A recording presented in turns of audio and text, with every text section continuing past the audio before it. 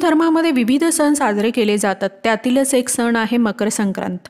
हा सण इंग्रजी वर्षाच्या पहिल्या महिन्यात म्हणजे जानेवारी महिन्यात येतो. या शुभ दिवशी गंगास्नान आणि दानधर्म केल्यास विशेष महत्त्व प्राप्त होते. हा सण दरवर्षी जानेवारी महिन्याच्या 14व्या किंवा 15व्या दिवशी म्हणजेच 14 जानेवारी किंवा 15 जानेवारीला येतो. हा सण हिंदू धर्मियांसाठी खूप महत्त्वाचा सण आहे. 2024मध्ये मकर संक्रांत 15 जानेवारी रोजी साजरी केली जाणार आहे. मकर संक्रांतीची माहिती. ज्योतिषशास्त्रात एकूण 12 राशी असतात. त्यातीलच एक रास आहे मकर रास. दरवर्षी याच दिवशी सूर्यदेव मकर राशीतून दुसऱ्या राशीमध्ये प्रवेश करत असतात. त्या प्रक्रियेलाच मकर संक्रांत असं म्हणतात. एका राशीतून दुसऱ्या राशीत प्रवेश करणे म्हणजे संक्रमण करणे होय. त्यामुळे यास मकर संक्रांत असे म्हटले जाते. आता तुमच्या मनात विचार आला असेल की दरवर्षी 14 जानेवारीलाच का येतो मकर संक्रांत? पण हा एकमेव असा हिंदू सण आहे जो सूर्याच्या स्थानानुसार येतो आणि बाकीचे सण हे चंद्राच्या स्थानानुसार येत असतात. त्यामुळे त्यांच्या तारखा या बदलत असतात. सोलार सायकल ही प्रामुख्याने दर 8 वर्षांनी एकदा बदलते. त्यावेळी मकर संक्रांत हा सण 15 जानेवारी रोजी येतो. संक्रांतीचे महत्त्व. वेदांमध्ये मकर संक्रांती या सणाला महापर्व म्हणूनही ओळखले जाते. या दिवशी गंगा नदीत स्नान केल्याने सर्व पापांपासून मुक्ती मिळते असे मानले जाते. तसेच या दिवशी तीळ, उडीद डाळ, तांदूळ, घोंगडी, कपडे, पैसा या गोष्टी दान करणे शुभ मानले जाते. असे केल्याने धनसंपत्ती वाढते व घरोघरी सुखसमृद्धी नांदते.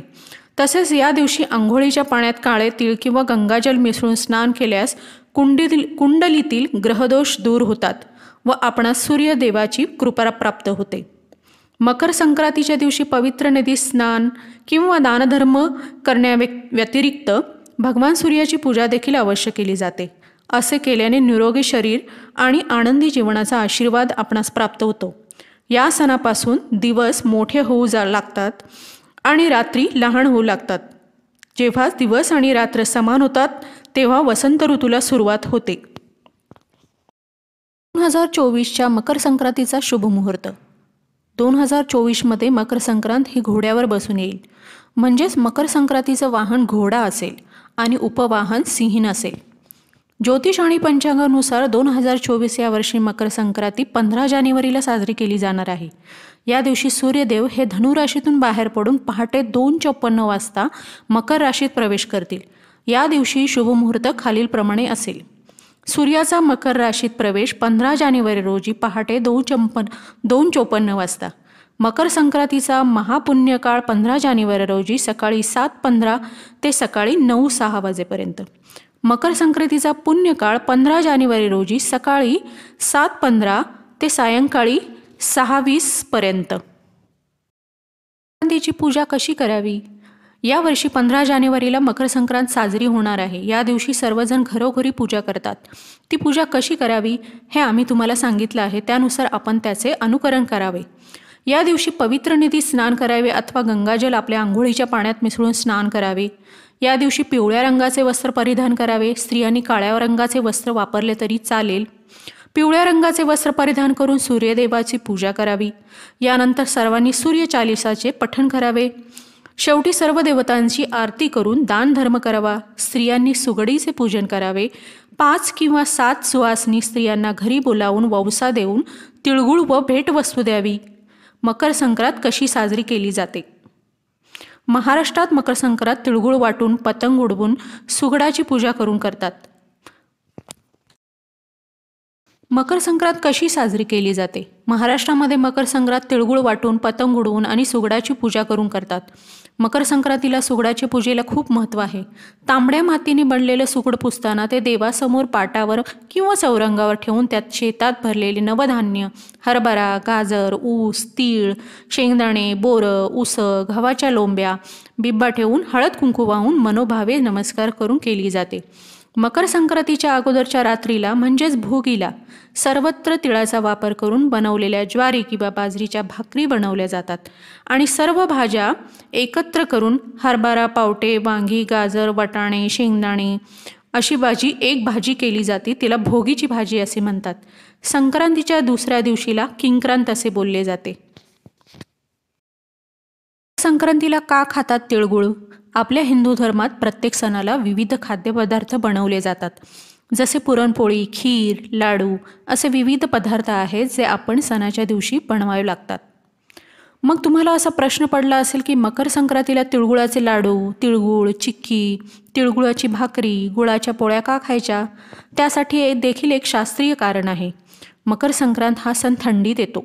खूप थंडी असल्यामुळे आपल्या शरीराला उष्णता हवी असते आणि तीळ हे उष्ण व स्निग्ध असतात व गुळातही उष्णता असते. त्यामुळे थंडीपासून आपल्या शरीराचे रक्षण करण्यासाठी म्हणजेच थंडीमध्ये शरीराला उष्ण ठेवण्यासाठी आणि स्निग्ध पदार्थांची गरज असते. त्यामुळे त्या दिवशी तिळगुळापासून बनवलेले पदार्थ खाल्ले जातात. शिवाय दुसरे कारण म्हणजे भूतकाळात असलेल्या कटू आठवणींना विसरून नव्याने सुरुवात करणे, म्हणजेच यामध्ये तिळगुळाचा गोडवा भरून नवीन सुरुवात करायची असे म्हटले जाते. म्हणूनच आपण म्हणत असतो तिळगुळ घ्या आणि गोड बोला असे बोलले जाते. असे उपयोग. मकर संक्रांती साजरी करताना तिळगुळाचं अनन्यसाधारण महत्त्व आहे. तिळाचं सेवन करणं हे शरीरासाठी आरोग्यदायी तर असतंच, शिवाय तीळ अतिशय पौष्टिक असतात. त्यामध्ये कॅल्शियमची मात्राही जास्त प्रमाणात असते. शिवाय यामध्ये लोह, सेलेनियम, ब जीवनसत्व, मॅग्नीज आणि पौष्टिक घटकांची मात्रा देखील खूप असते. तिळामधील असणारे कॅल्शियम आणि झिंक हे शरीरातील हाडांना मजबूत बनवते. त्यामुळे वयाच्या 30 नंतर सर्व स्त्रियांना तीळ खाण्याचा फायदा होतो. शिवाय ज्यांना संधिवात आहे अशा लोकांनी तिळाच्या तेलाने मालिश केल्यास बराच फरक पडतो. त्यामुळे तीळ किंवा तिळाचे लाडू खाल्ल्याने शरीराला आवश्यक सर्व पौष्टिक गोष्टी मिळत असतात. मकर संक्रांत हा सण भारतीय महिलांसाठी फारच आवडीचा सण आहे, कारण हा नववर्षाला सुरुवात झाल्यावर येणारा हा पहिला सण असतो. आणि दुसरं म्हणजे मकर संक्रांतीला महिला हळदी कुंकू समारंभ आयोजित करत असतात. मकर संक्रांतपासून ते रथसप्तमीपर्यंत हळदी कुंकू समारंभ करण्यात येतात. हळदी कुंकूच्या निमित्ताने या दिवशी जवळच्या मैत्रिणी, शेजारी, पाहुणे आणि सुवासिनींना घरी वाण देण्याघेण्यासाठी बोलवण्यात येतं. त्यांना तिळगुळ, फुलांचा गजरा व काहीतरी वाण दिलं जातं.